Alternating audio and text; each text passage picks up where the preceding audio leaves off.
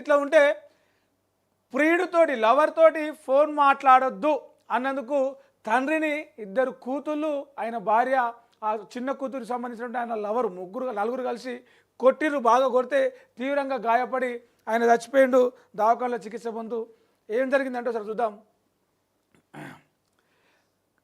ప్రియుడితో అదే పనిగా ఫోన్లో మాట్లాడొద్దని మందలించినందుకు మహబూబాబాద్ జిల్లాలో ఎవరిది మహబూబాబాద్ జిల్లా మరిపేడ మండలం జెండాల తండాకు చెందిన దారావత్ కిషన్ కావ్య దంపతులకు ఇద్దరు ఆడపిల్లలు ఉన్నారు.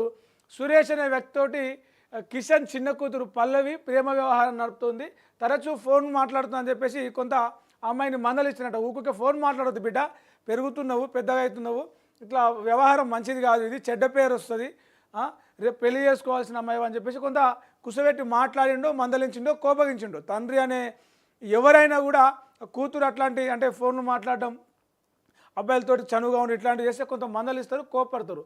ఇదే విషయం అని చెప్పేసి కిషన్ తన కూతురు చిన్న కూతురు పల్లవిని ఫోన్లు మాట్లాడుతున్న ఊరికే ఏమనుకుంటున్నావు అని చెప్పేసి కొంత బెదిరించినట్ట, మందలిచ్చినట్ట, తిట్టినట్టుంది.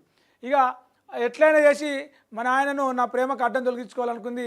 లవర్ తోటి కలిసి ప్లాన్ చేసింది. మొత్తం ఈ పల్లవికి చిన్న కూతురికి లవర్తో పాటు వాళ్ళ అక్క రమ్య, కిషన్ భార్య కావ్య, అంటే ముగ్గురు, తల్లి ఇద్దరు కూతుళ్ళు, ఆ చిన్న కూతురు లవర్, నలుగురు కలిసి ప్లాన్ చేసి మొత్తం పక్కటెంక కొట్టిరట. కొడితే పక్కటెంకలు ఇరిగిపోయినాయి. ఎక్కడ పడితే అక్కడ పిడిగుద్దులు గుద్దిరట. పాత్రం ఇద్దరు బిడ్డలు భార్య కలిసి. ఈ దాడిలో కిషన్ తీవ్రంగా గాయపడ్డాడు. దవాఖానాకు తీసుకుపోతే అక్కడ చికిత్స పొందుకుంటా చచ్చిపోయాడు.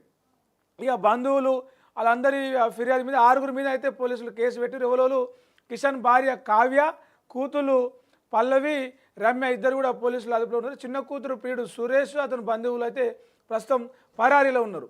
అంటే తప్పు ఇట్లాంటివి చేయొద్దు, ఫోన్ మాట్లాడొద్దు, అది మంచిది కాదు.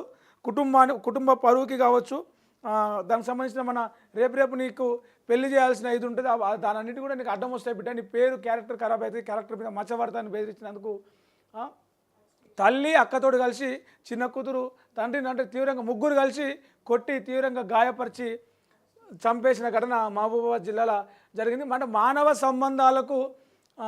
సంబంధాలను కూడా ప్రమాదంలో ఉండడానికి రోజు నిత్యం రాష్ట్రంలో కావచ్చు, దేశంలో కావచ్చు, ఏదో ఒక మూల ఇలాంటి సంఘటనలు జరుగుతూనే ఉన్నాయి.